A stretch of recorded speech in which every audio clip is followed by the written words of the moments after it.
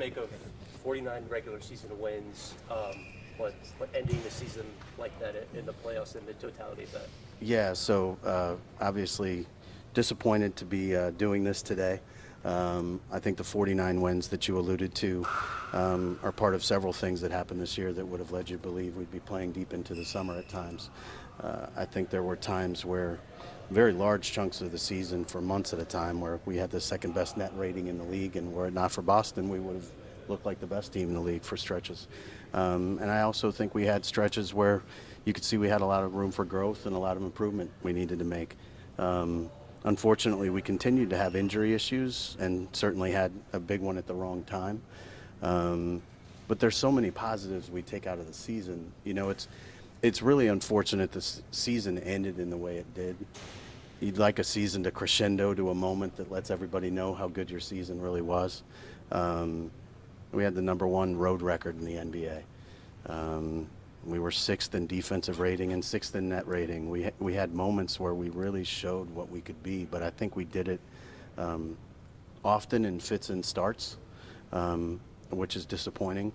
You know, we're in a historically good Western Conference.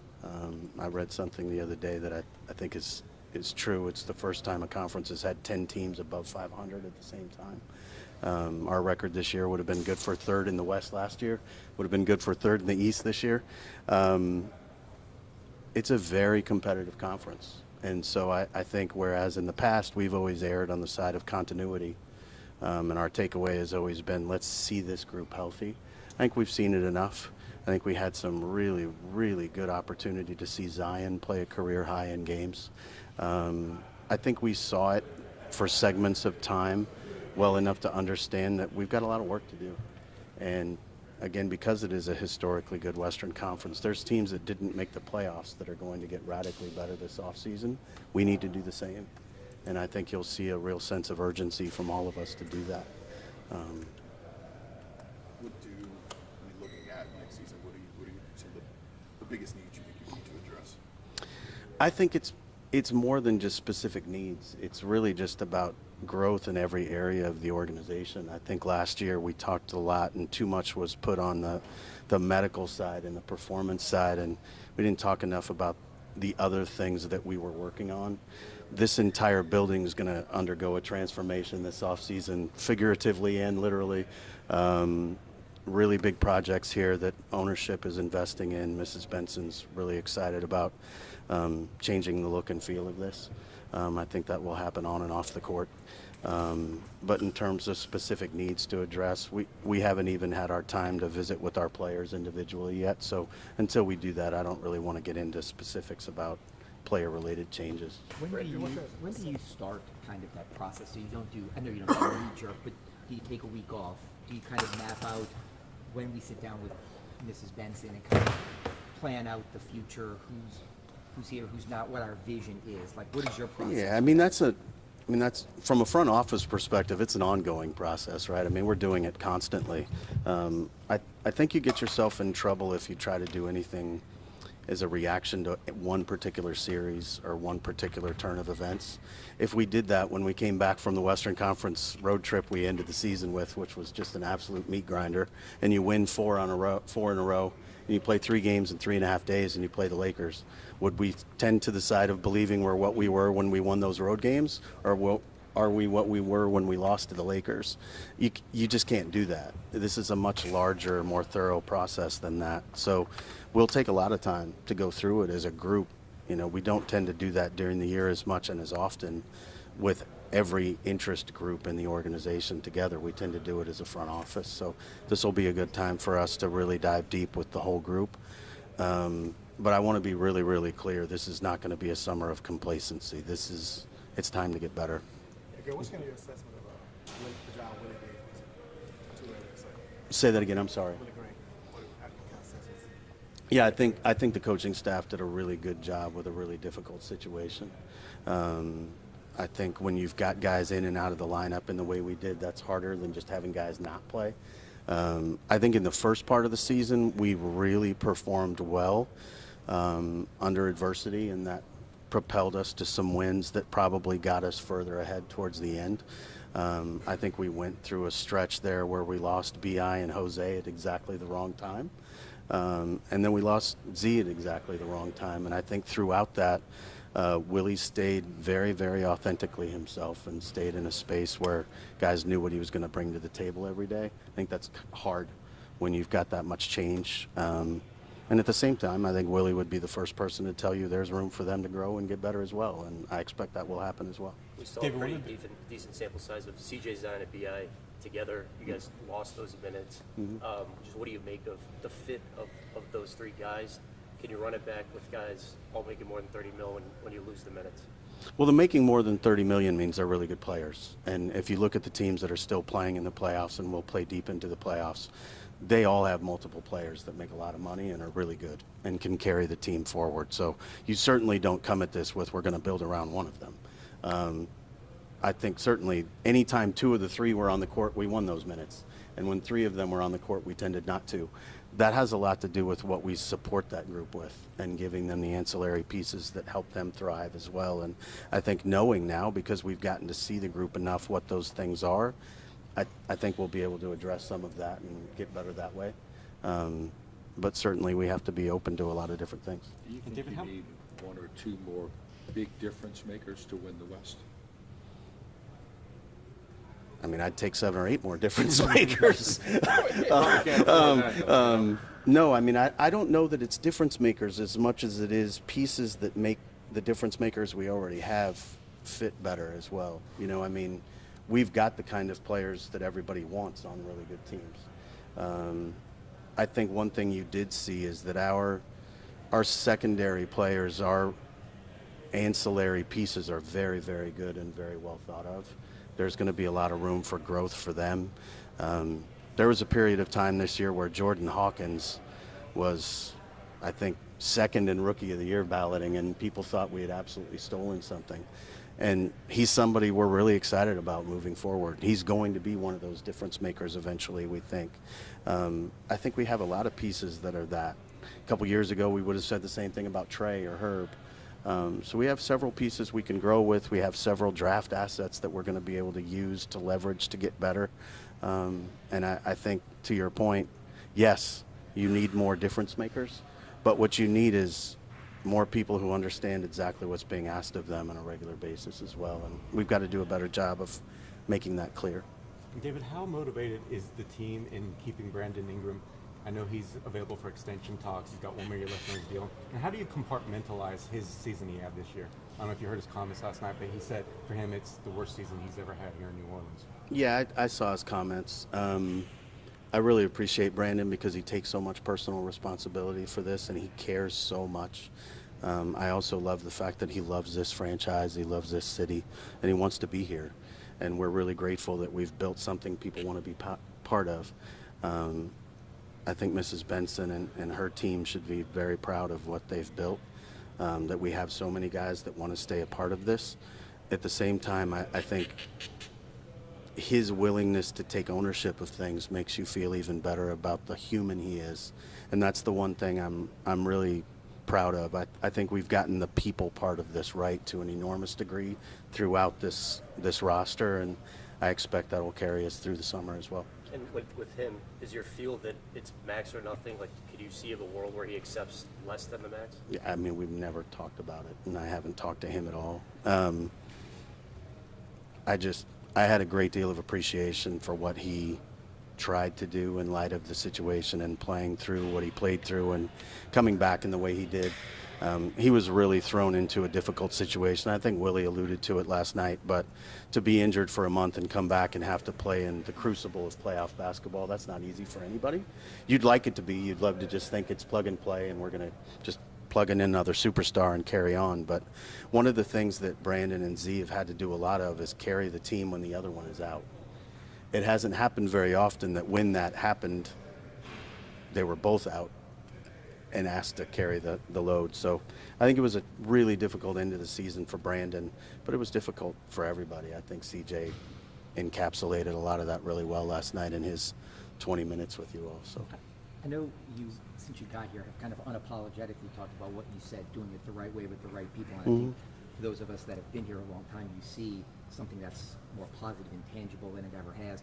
But when you kind of, maybe just overall philosophy, talking about contract extensions and how you handle people, how do you balance that with the person and who they are and your belief in them versus maybe raw analytics and stats, which may say something else? Yeah, well, numbers don't say anything, to be clear. Numbers prove someone's point or they disprove someone's point that they're trying to make at any given time. Numbers don't give you any answers. The better you are with numbers, the better questions you ask. And I'm not convinced we've asked enough of the right questions yet, and we're going to continue to do that. But in terms of balancing what people think it looks like with what it should be, you're never going to pivot all the way to one side or the other. We're never going to pivot to, oh, well, it doesn't work, that can't work. Even if we made changes, we would make changes with similarly high character human beings that are about the right things, because that formula for us is solid. You know, I think one of the things, when you ask the question about the 49 wins, our foundation and our nucleus is really good. And again, we're competing in a historically good Western Conference. You come out of a series where a really, really good team sort of waylays you. It makes you think you won 9 games and not 49 games. The reality is we won 49 games and did a lot of really good things. And so I think you're never going to fall on one side or the other of that. It has to be all of it. It has to be the totality of all of those things. And I think to a fault, we probably erred on the side of continuity because we hadn't seen it. And I don't think we have to do that. But I also don't think there's any subset of numbers that is the answer.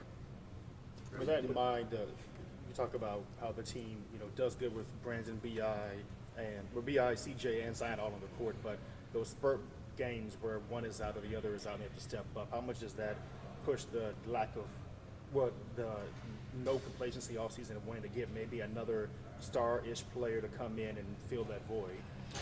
Well, I mean, again, we just talked about, and Christian asked the question about the 3 guys playing together. Those are 3 damn good basketball players. So you can go get 3 different stars and put them together. That's not necessarily going to work. There's a second apron tax team that got swept out of the playoffs too. There's a second apron tax team that didn't make the playoffs. They got a lot of star quality. So it's not that. It's you have to get the right fit of the right pieces at the right time. And as CJ said, to some degree, you have to get lucky. The thing that I think OKC has done incredibly well from a fit perspective is those kids got to develop, and those young men got to develop in an environment where winning didn't matter for a couple years. And our team was consistently trying to win. So the development curve looks different and the trend line looks different. But if you look at what we've done, we went 36 wins, 42 wins, 49 wins. I mean, that's consistent year-over-year growth and development. That's exciting. The problem is we can't look at that and say we're home because the West is just getting so much better so fast. So I appreciate the question, and at the same time, I don't think this is more star quality necessarily. I think it's more fit and the right pieces. What do you think of Zion's season as a whole? Obviously, getting him to play a career-high number of games was exciting for us.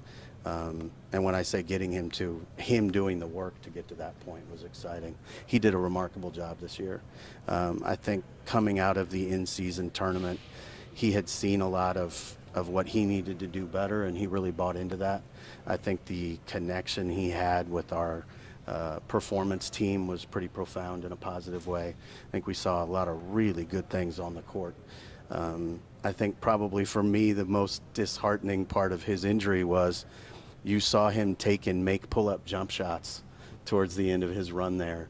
And that was something that coaches have been encouraging him to do. And he was reluctant to do because he always feels like the best option is to try to shoot at the rim.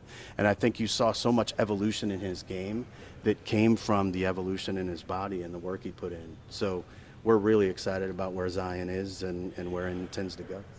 This is a team that's publicly talked about wanting to take 43s a game. The players have talked about it, the coaches have talked about it.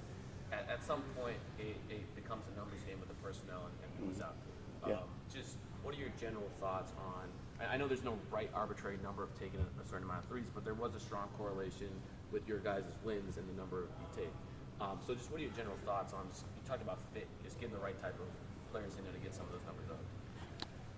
Yeah, I mean, I think the right number of threes to take is the number you have to take to make more than your opponent. right? So there were games we got outscored by 30 from the three-point line at times. That's not a formula for success, right? And at the same time, we were 6th in defensive rating. So we were taking away a lot of efficient shots in theory. I think offensively, it's, yes, you want to take more threes, but what you want is an offense that efficiently creates those looks.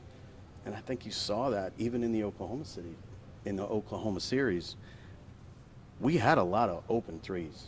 And guys who have made threes all year missed a lot of threes. And at the same time, they had guys who missed threes all year make a lot of threes. You want actions that yield good looks. And I think to a huge degree we had that. And I think we need to do a better job of getting people to lean into that shot and understanding that it's good for them. And again, the coaching staff worked tirelessly at it. I think they did a great job of improving both the number of looks we get from three and the quality of looks we get from three, and we just got to get to a point where we've got more of the right pieces on the floor to make them. A lot of the conversation around the Pelicans is they need a pure point guard. What do you make of that line of thinking? Yeah, I think having a pure point guard is great, just having more basketball IQ on the court in general. I think it's less about the specific of a pure point guard and more about overall basketball intelligence and approach to the game. Shai Gilgeous-Alexander is a score-first point guard. I don't know that I call him a, quote, pure point guard, but they're getting the best, most efficient look on a real regular basis with the way they're running their stuff. So it can be predicated on one individual or it can be predicated on system, and I think we've done a little bit of both throughout our time. And yes, I would like more basketball IQ for sure. Do you think Zion is on the verge of elite?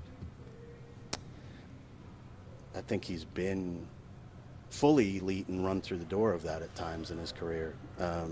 I think he's on the verge of being able to be sustainably available as elite, and that's exciting for us. As far as just, I know everything's kind of a time and of a place. Just following up on that question, I know there was talk of like when it was Drew Holiday's team when you first got here, MVP candidate, and then BI being an All NBA type player. Is it maybe time to lean into Zion being that guy for this franchise and say the pieces around him are the most important thing? I don't think you lean into one person ever doing that. I just don't think any team playing that intends to continue to play is going to think that they're built around one person. Denver can say they're built around Jokic, but Jamal Murray's the one making all the game-winning shots, right? So I think if you look at it, it takes multiple star quality players to win, and we've got to find the right fit of that. Can I ask you? Thank you. Thanks, guys. Appreciate it. Thank you, guys.